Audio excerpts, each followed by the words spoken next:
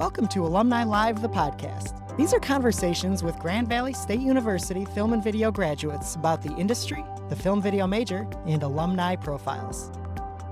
Welcome back to another episode of Alumni Live. I'm here with GVSU alumni Jillian Austin, and today we're talking all about the history of Grand Valley Television, or Grand Valley Broadcasting Network.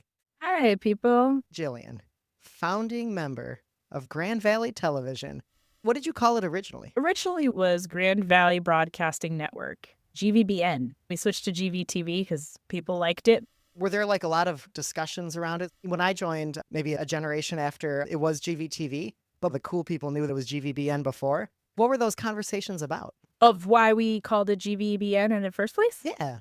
I don't remember there being too much thought. It was a student-run television station. When we started it, there was a television station that was closed circuit on campus that was running just one sort of PowerPoint slide that said, "Happy birthday, Anthony." First broadcast? Yeah, but it wasn't us. I came in as a freshman and that was the TV. The only thing that was broadcasting. I remember speaking to people just asking questions of what's the deal with this TV channel that just says "Happy birthday, Anthony" on it. They said, "Oh, we don't have anything to show on it." So I was like, we should put things on there. That was the birth of the idea. I was a film student, or had the desire to be a film student. I was a freshman, so I was moving in that direction. Fall of 03 is when I started. It was right before YouTube, before any democratization of storytelling through video. Our equipment was pretty expensive. When I found out that in order to do the film program, there were all these additional costs, I was taken aback. I didn't have a lot of money. The only way you would be able to use the school's equipment is if you were enrolled in a class and you could only take the equipment out for a specific project. As a freshman, with all of my ideas, I said to myself, I'd like to be able to mess up. I want to get A's on my project. I wanted the ability to have a sandbox and play around. And that's where it started. I wasn't the only one who wanted that. So I said, thinking of myself first and then others later, I was like, how can we all utilize equipment outside of classes? This television station wasn't playing anything. And so could we make things to put on this television station? And that was how the idea was born. And because it was TV, back before TV was as narrative as it is today, Grand Valley delineated strongly between the broadcasting department and the film and video department. And it was like never shall the two meet. So that's how we got the Grand Valley Broadcasting Network. As you were talking, I got so many shivers. It felt like I was touching the founding of this thing because everything that you talked about, I felt when I was there. So I started in 2008. You know, I would have just missed you, it sounds like. I left in 07. So I was beginning that second generation. The things that I love about it and appreciate about it was this kind of like pick up and go. We're going to figure it out. We're going to put stuff together. We were like creating shows. And it sounds like all of that was from that first founding that you had where you said, how can we make this? And that ethos was in it throughout. That feeling of we want to do stuff outside of class. I wanted a chance to mess up outside of class. That is the value of what I found in it too. We were able to try things out, get experimental. That was in it from the founding. So thank you deeply for that. You want to tell us a little bit about you? I got my film video degree. I was the era of Grand Valley where the entire workflow changed. Nonlinear editing was new-ish for Grand Valley. And I remember that was a big thing we had to do as seniors was we had shot on film and then we had to digitize everything and then put it into a system to do nonlinear editing. I'm sure it changed again, Randy, during your time at Grand Valley as well. Oh, constantly. Yeah, we've seen so much change. Right now, what I do is I am an experienced designer and narrative storyteller. I do a lot of consulting and work with a lot of different folks to essentially create experiences for people. And those experiences can exist in digital worlds, they can exist in augmented reality games, or experiential or immersive theater, or exhibitions or museums, things like that. I am very multidisciplinary, and I would say that flexibility and all those skills definitely came from the time I had at Grand Valley, specifically all the projects and the time we spent at GVTV. I felt like it provided an additional layer of education. Did you feel that way too, Randy? Oh, 100%. It is so appropriate that you are now in experiential storytelling because you started this whole thing that we all got to experience. Like this was your first experience that you created was GVTV. Yeah, it was really cool. I'm excited to tell the story because a lot of people don't know it. Originally, it started with figuring out that it needs to be a student organization. We went down that journey and they were like, you need 4 people. Let's back up 2 steps. So you're having the first idea, right? Who do you talk to first? The first thing I did was spoke to the college to find out about this channel. You're just going up to the president? I went to the Office of Student Life to figure out what's the story with this. And I was told it's just a place filler. And I said, well, can we do something about this? And the answer was, well, a student organization could exist and they could be over it. And I was like, what does it take to have a student organization? I didn't set out to start a student organization or a television station. I really had an idea for a show I wanted to make that, ironically, I never actually made, which is fine because it was a horrible idea. But it sent me on this path. They said you need 4 people and you need to start a charter and you need to say what your organization's about. And then you have to go to the student government and get funding. And so I was like, okay. And so I think this is a perfect example of doing things one step at a time. A girl I worked with on a project in class, Corey Fight, I said, do you want to start this with me? And she's like, sure. And then there was a girl from my theater class, Hannah Gaff. And I said, is this something you'd be into? I need 3 more people. She said, yes.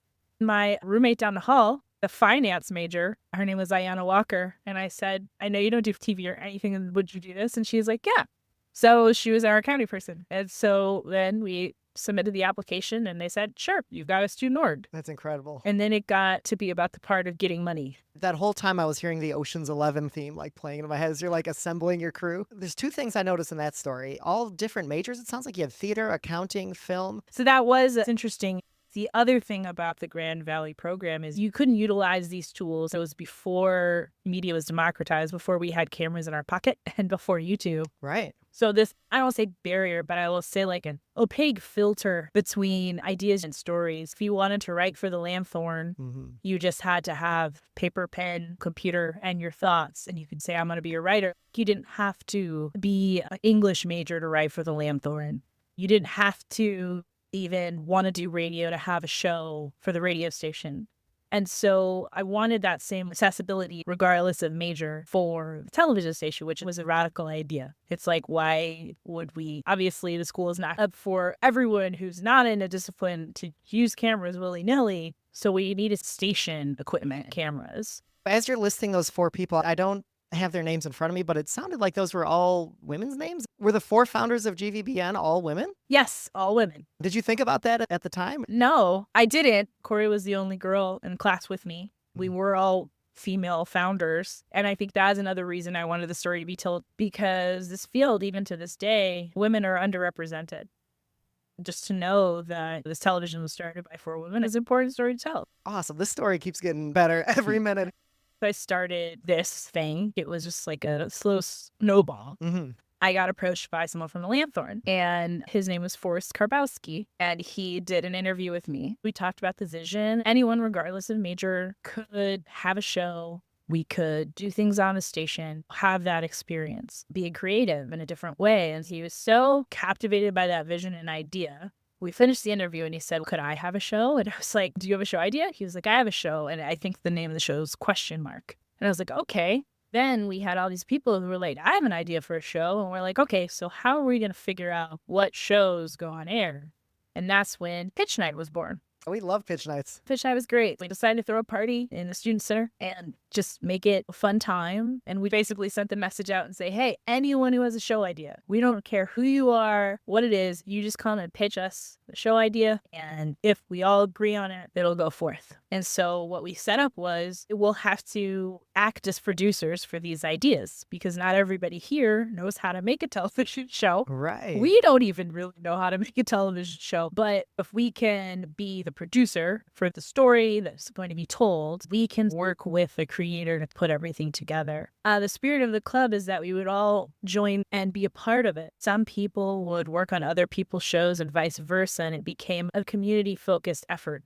If you had an idea, you didn't have to get the crew all on your own. The crew is within this club. Just by being a part of the organization, you were crews on other people's projects and people were crews on yours, and it was just very remarkable. I was there 2008 to 2012. I was working on things. I was pitching my own things. The fact that you, in those founding days, decided that you wanted anybody to be able to pitch just sent such a great message to what that could be and really empowered lots of us to pitch shows, make shows. Not all of my pitches got picked up. The ones that did, it felt like, okay, these are things that people want to be able to put resources behind, people want to work on. It's going to be a lot of fun. I did everything from holding booms to directing, editing, helping animate, acting. We really did rotate between everything, which in college, just such a great way to experiment.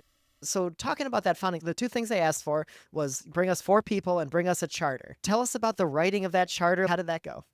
I think back and my memory fails me of what writing that charter was about. I do remember Googling Robert's Rules of Order because none of us knew them. Yeah. And then also figuring out what does this look like? We'll need a president, a vice president, a secretary. We started creating positions. From there, it became what was the main vision and goal. In design, you start with the audience. Who is this for? One thing that was clear is that we weren't designing it for ourselves. It was always for the people participating. We knew it was for students. The mission is that students decide what goes on the air, program the station, like the radio station. So it was really important that students were at the heart of it. We put things in that we knew students wanted. Yeah, that was 100% my experience there too. When we talk about those pitch meetings, the way that you got on air is you needed a majority to raise their hands and say, this is it. Like no faculty decided what shows would go on, no single person in the organization. You had to have a plurality of the group. And that was just such a radical thing. I've talked to a few people at other schools and they were like, we didn't have anything like that. I feel like we created something special that first year out.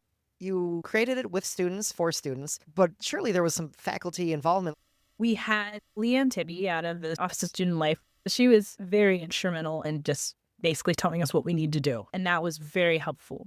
Alan Bell, a broadcasting professor, was our first faculty sponsor for the club. He was very broadcast heavy and he was great. So he got us started on that first year. And I think that second year, the rest of my time there, our sponsor was Kim Roberts, which was awesome. And she was the faculty sponsor when I was there too. Love Kim. She was very instrumental in helping guide it and she loved the spirit of it. She's a rebel anyway. I think she enjoyed that part of it. As you're pitching it to Grand Valley, what were your big arguments to Grand Valley? Like, why should they have picked up GVBN? The major thing was it's like we're missing out. Every other college had a television station. The pitch was, how can we be this university that's calling on the best of the best? We want to bring people here. We don't have this very basic television station. So one was we were filling a gap. We had the radio station and we had the newspaper and we don't have the TV station. So it again, a lot of it wasn't necessarily riding the back of the Lamthorn or the radio station. It was more about this is a complementary media ecosystem and we're missing visual media.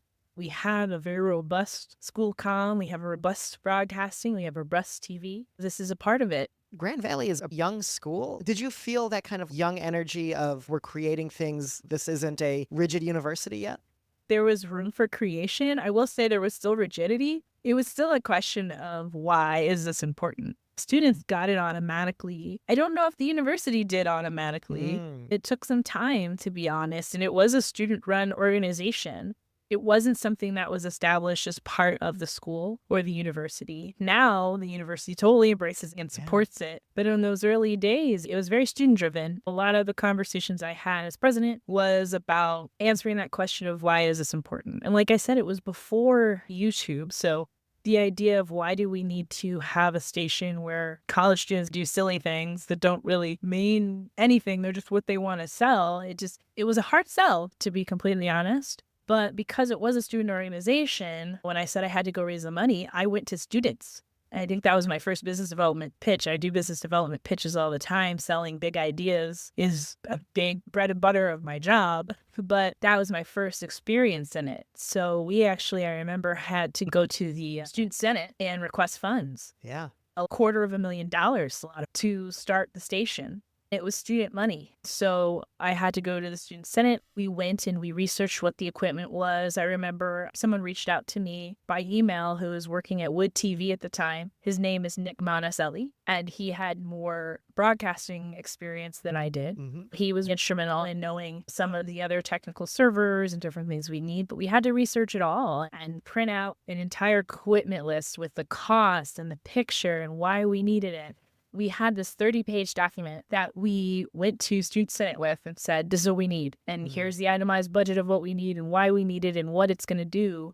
The Student Senate grilled us. They wanted to make sure we knew our stuff. They wanted to make sure that it was valuable. And we actually had to get the support of the radio station, the Lanthorn, Greek Society, other student organizations, because we all shared the same bucket of money. And so to ask for $250,000 from the budget that everybody else is to use and run their student organizations was a big ask. It was a fight for about 3 years.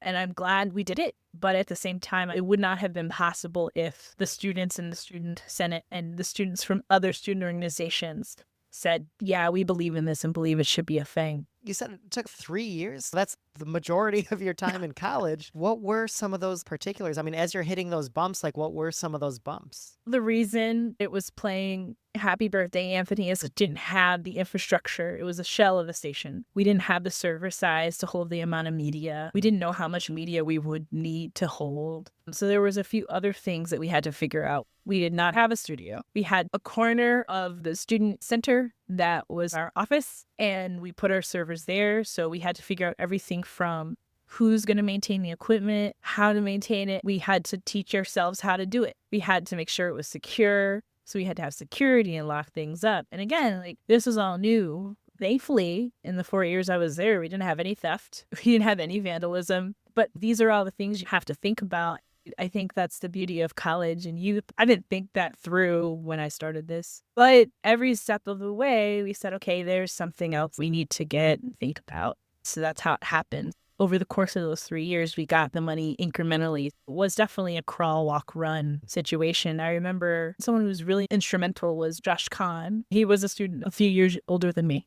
Great guy. Went on to work for Capitol Records and Sony and all these different people in music. I remember he grilled me very hard. We became really good friends after that because eventually he did approve it. I remember the biggest thing was we wanted 5 cameras. They were like, we'll give you 2. We were like, okay, we'll take 2 cameras and we'll take these mics and the setup.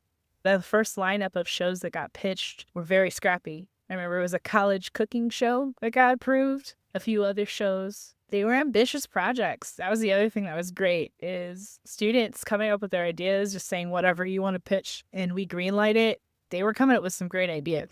Ambitious and scrappy describe the whole organization. What a great opportunity. You're talking about like building coalitions, getting in there, winning over the Senate. What was that like? Were you whining and dining people, just going to meetings? It wasn't that sophisticated. It was more dedicating to the mission, coming in and saying this adds equity and value and really winning people over. It was a timing thing. I remember the second year, YouTube started being popular. YouTube had a very similar spirit in the beginning of anyone can do something. Anyone can make something and put it up. Now you think about how the command of storytelling in a digital space is being introduced to us so much younger. Not for $250,000. Yeah, exactly. Not for $250,000. There was a time when people weren't thinking that way. To be able to say, hey, anyone can do this became, this isn't just because I want to make a television show. It's because you're in Greek life. Maybe you want to make a television show. Right. Maybe you want to act. Maybe you want to do something. That idea of opening it up to everyone made it our station.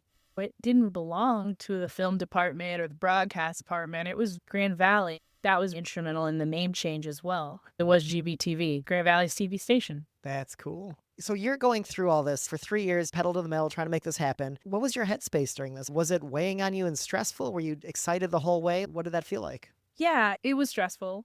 I was still focusing on schoolwork, but this was my recreation. My free time was the station and everything else was school. My headspace was just to be focused on this, and this was the hobby. This was the joy. I think a lot of it too was because it was feeding so much into what I cared about and what I wanted to be doing that it just felt like an extension of my education. Balancing classes and 4 different shows you're working on is hard. Yeah. I want to protect people from that. I don't think anybody in the organization needs to have to deal with the budget or how we're going to keep the lights on, or if we broke equipment, how we're going to fix it, because I felt like those things could dampen creativity and the message that we're trying to build. And so I think our headspace working on it was trying to keep this as pure as we could. I know part of my headspace too was that I didn't make that show that I wanted to make. It was just the whole reason I did it. I remember finishing up, about to graduate with my film degree, and a professor who isn't there anymore said, what did you do? You didn't do a lot of projects here. You didn't do senior thesis. You didn't do projects. I was like, I've been making this television station And they were like, that's a nice student organizational hobby. But what did you do in film? It was a challenge for me to get internships. I left feeling like I didn't have a lot to show. I remember my senior year, I was like, I've been producing an entire television station with all these people. But what is something I can show that I too am a creative? I'm also a flower in the garden. So I said I should create a show. I made a silly show that apparently got resurgence, so might be the longest running show on the station. It was like, let me do something. Let me do Random-ish. Random-ish was your show? Yeah. Wow. We were creating that still when I was in. And as far as I knew, it was part of the bedrock of the station. It's the experimentation show. I remember thinking I could script a whole thing, but that's going to be a lot. I was going to my senior year and I was like, I have to have something to say I did. I'm going to do this show. And I was like, Random-ish, it's going to be a sketch show. That way we can democratize who's part of it. Short form sketches, we can write. A Random-ish sketch. That was my first time writing for puppets and doing a puppet show. I remember somebody said the library has puppets, and I was like, the library has puppets? Why does the library have puppets? And it has puppets because of the education department and teaching for Great Valley. So we checked out puppets, and one of our sketches was a puppet sketch. It was a good time. Someone told me that show is still going on. One of my favorite sketches came back like 5 years after I was gone, which is crazy, was like Chicken and Grim. Chicken being chased by the Grim Reaper throughout the campus. Someone else wrote the sketch, but I still talk to both the chicken and the Grim Reaper to this day. They're really good friends of mine. Really, GVTV is all the friends you made along the way. I don't know about you, Randy, but the relationships made through the television station were invaluable to me. Yeah. Oh, 100%. To the point where one of my really good friends who we met in Grand Valley Television, he just lost his job. I'm working to bring him into where I work now. Even though it'll just be part-time while he's looking for something else full-time, like we still support each other and are still trying to help each other out. A lot of my best friends stood up in my wedding. We met in Grand Valley Television, like it's lifelong friendships. Sure. One of my friends from high school also went to Grand Valley and was trying to recruit me into his fraternity. And I went to some parties, tried to show up and figure it out. And at some point he was like, all right, are you going to pledge? Like, you in? And at that time I had already done GVTV stuff. And I told him, I already have my letters and they're GVTV. That's awesome. I think that's one of the things, if I think about designing the next experience, I'm really excited about this. This podcast is great. And to your point, if it is a fraternity, a sorority, a grouping for us like-minded individuals who are scrappy and just want to tell the story no matter what we have in front of us, it's a club that lasts beyond school. I still talk to several people from Green Valley, and I'm also curious and interested to see where people end up. I know Forrest, who wrote the article and had the show, works for Rockstar Games now, and a bunch of other people are doing all kinds of stuff all over. It feels good to have a network. I know I'd love to meet, it's so crazy to think it's 20 years, but I'd love to meet some of the other people that have been at the station. I ended up in a screenwriting group. I lived in Las Vegas, but there was a few writers in LA, so we jumped on television screenwriting group. There was only 5 other people, and I do the introduction of, I'm from Michigan. Someone else is like, I'm from Michigan. I'm like, where'd you go to school? I went to Grand Valley. I was president of the television station. And we get to talking. His name's Talon Ardell. We started chatting, and we're really good friends. We still talk to this day. But we randomly met in a writer's group. He was president in 2017, so he was like president like 10 years afterwards. He was like, I didn't know the story of GVTV, and I always wanted to know, so you should tell people. And so it was actually him and his excitement and him telling me about what he did in the station and how much he loved it that made me go, maybe I should check back in and say, hey, let's talk about it, how this thing got started. That's so cool. We're taking a short break to tell you about the Dirk Koning Memorial Film and Video Scholarship. Here's Gretchen Vintage remembering Dirk Koning. The Koning Scholarship enables students to get that kind of an education, to be a good filmmaker, to be able to express their voice, and to continue Dirk's dream. For more information and to donate to the scholarship, visit the link in the description. Now back to the show. Talking about your life today, to throw that professor's question back at you where they asked, what did you do while you were here? So GVTV's founding, all of those skills informing who you are today or the stuff you create today. I look back and I reflect on it, and it speaks to who I am naturally, a gardener. I am a Black woman and I work in media, and I'm a marginalized person here. What's interesting is when you have been marginalized in any way, be it socioeconomic, race, religion, neurodivergency, there's a world sometimes where they say you can't be planted here and you can't find your garden. So you end up being a reluctant gardener, and you end up being a gardener who's there to foster the growth of others. And so I learned those skills through that. Now I have a really great eye for finding other people who are gardeners. I have a keen sense about being able to build communities and platforms that allow people to tell stories and to really transform. And I realized that, especially through this conversation now, that's how that informs who I am today. I am an experiential storyteller. I'm a narrative designer. I build experiences and work on multi-platforms to tell stories. I do design and I think about the transformation that people have once they go through it. I never thought about it that way, Randy, but I think you're right that GVTV was the first experience I designed. I think when I'm looking to see how something is effective, it does always go back to transformation. How is the person transformed? How are we transformed by it? I'm glad it's still going to this day, and I think about GVTV often, and that chutzpah I had 20 years ago to do this. I muster that energy anytime the world gets hard. You just have to figure out the next step and find like-minded people who believe in your big crazy idea and keep moving forward. I've been doing that ever since. Still doing that to this day. Wow. Jillian, my life is so much better. You've set me up for a great career where I'm having a great time in my life, and I attribute that directly to GVTV and all of our time there. Thank you so much for the gardening you've done and helping us bloom. I really appreciate it.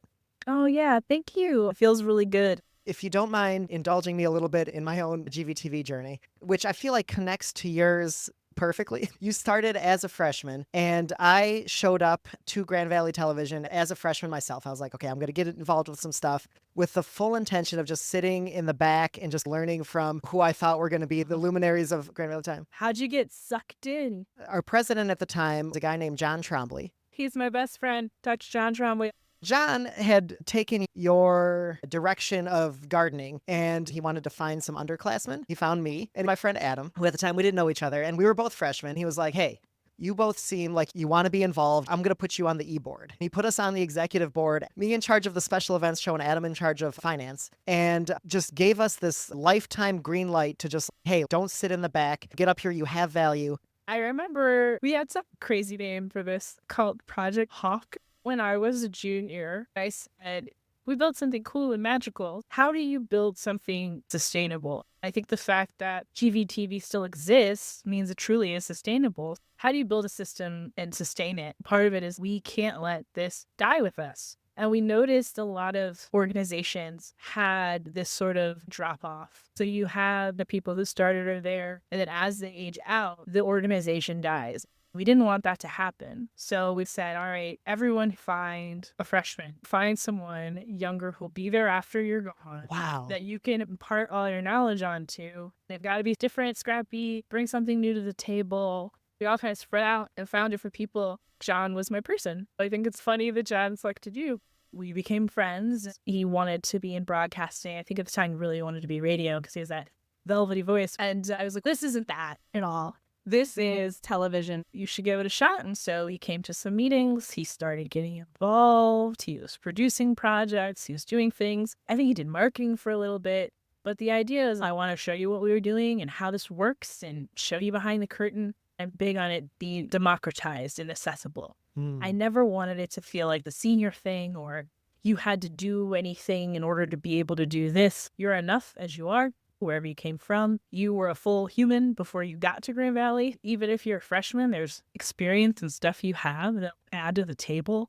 So none of those things I thought were necessary. If you were a freshman, you could pitch so many places. Even universities are like, no, like you have to spend the first year and a half learning film theory, what other people did, study the grades, know the vocabulary. I just was like, no, let's not do that for this club. Let's open it up. John was extremely passionate, and I'm sure you felt that too when he picked you and Adam. John is the best among us. He's such a generous person.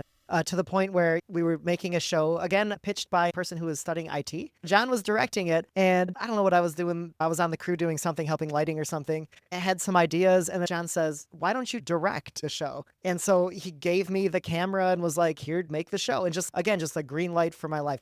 I'm happy to know it comes from your original vision of the organization. It feels wholesome. I remember in the broadcasting department was like, we have some anchors over here. Yes, people don't want to tell news. And it's like, okay, then pitch a news show. Nick Monticelli pitched a news show.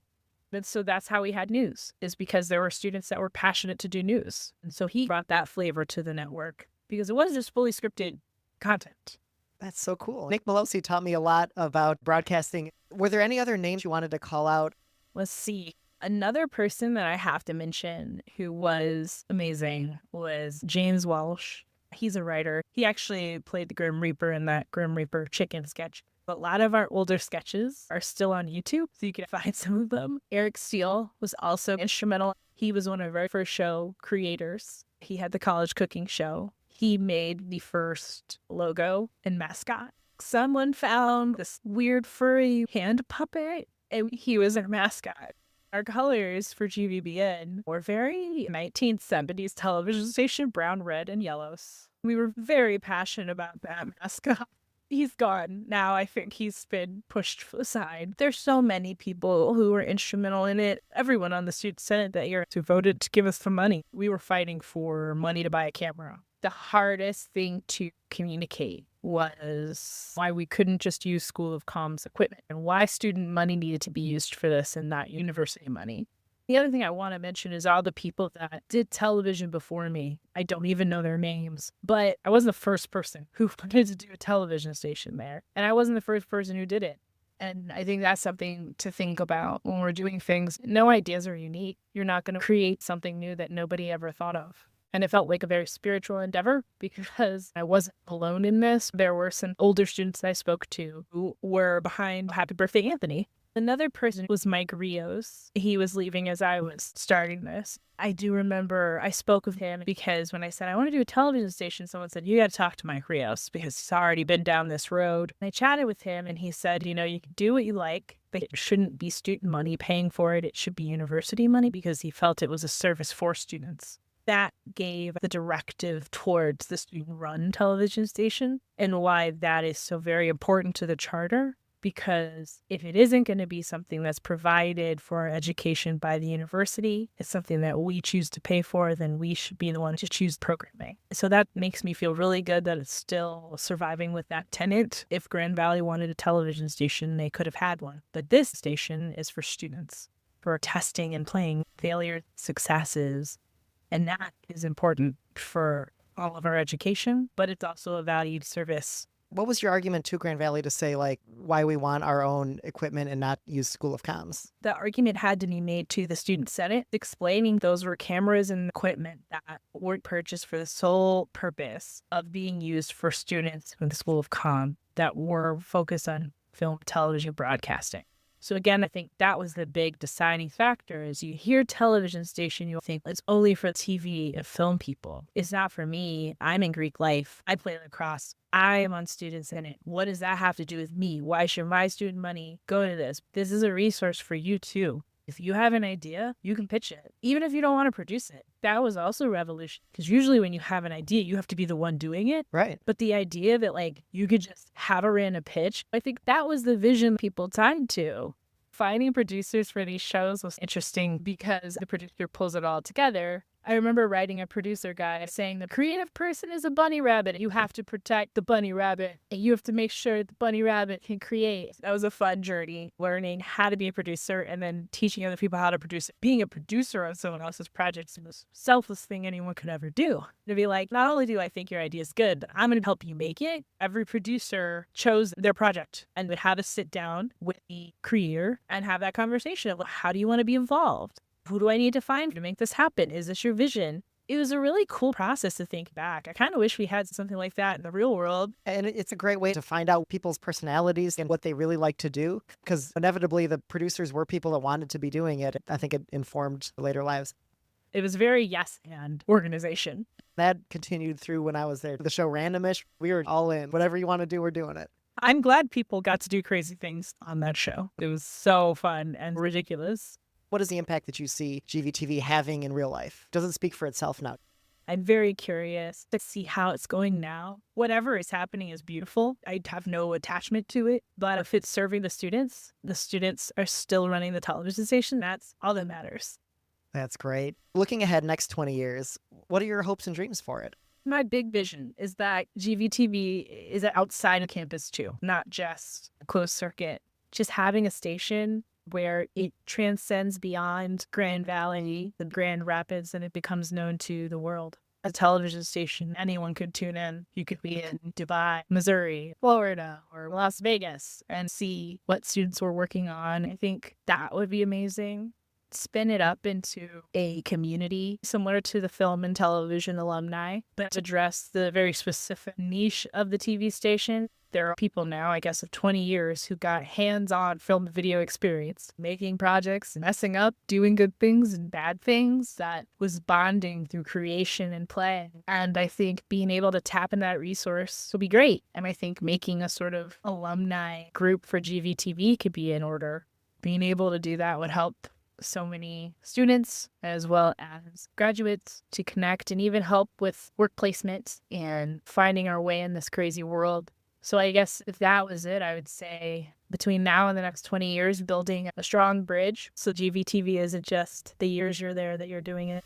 That's beautiful. Let's explore this like Star Trek thing for a second. So we're going to beam down, and the year is 2004. You are going to talk to 20-year-old Jillian. What are you saying to her? I'm going to say keep going, and remember, it may not be about you now, but it's about all of us. I would tell her that she's making something that's extremely important to her, but also will be extremely important to other people. And that she should still honor her show idea, even though it's bad. I know it was a bad idea, but I think she should still think it's a good idea. She should still be chasing that idea. She should still learn that wasn't good. But to keep inspiring and pushing forward, and that she's doing great. What about you? I know you're interviewing me, but what would you tell freshman you? Oh, man. Okay, if I'm jumping in my Star Trek time machine going back to 2009, I'm going to tell young Randy to chill out a little bit. Young Randy was just trying to do everything, saying yes to everything. Maybe try to teach him a little bit about work-life balance, probably. All right, it's less of a question, more of a celebration in that let's just take a moment and be like, you created something, founded a TV station, were the executive of it, right? You were the president. And that has lasted now 20 years. I never would have thought that when I started. But now I look at it and I think back to that professor that said, but what did you do? I'm sad for her, younger me, who thought this wasn't enough. And so I think sometimes when you're building something, there's a greater purpose and there is a sustainability factor built in. And you create these rituals, like pitch night was a ritual. Mm-hmm. Finding younger people to take under your wing was ritual. It's really building a community. And I think communities live on their own. It feels so good that it exists. Thank you for acknowledging that. And that's a lot of careers launched with the ability to experiment and pitch something. Your personality is so much of the ethos of what I loved about GVTV. And I didn't even know you until today. Like, we just met on this call. I feel honored. Nobody knew this story. And I left feeling like I didn't do anything. I just started a club. And it took a really long time to feel okay because I felt like the story wasn't told. Nobody knew the students did it. Pointing out that it was a Black woman that started this feels really special and important. Yeah, a lot of people don't know that either. I remember there was a president maybe about 10 years ago that I reached out to, and she was a female president. I told her I'd started, and she's like, I didn't know. I thought I was the first female president. This means so much. And I'm like, yeah, there's a lot of underrepresented people. One of our founders was queer. That story is not told. So I think especially right now and especially in the world, it's so important to not lose those stories. Thank you for sharing your heart and sharing your vision, and what a great thing you created. Thank you for having me, and I can't wait to hear all these other stories. Thank you for joining us for this episode of Alumni Live, the podcast. Subscribe to our podcast to hear more from our alumni across the industry. Check out Alumni Live on Facebook, Instagram, and YouTube for more conversations and networking. Let us know what topics you want to hear our alumni talk about. The Grand Valley State University Film Video Alumni Network is here for you, and we're glad that you're here. Thank you for listening.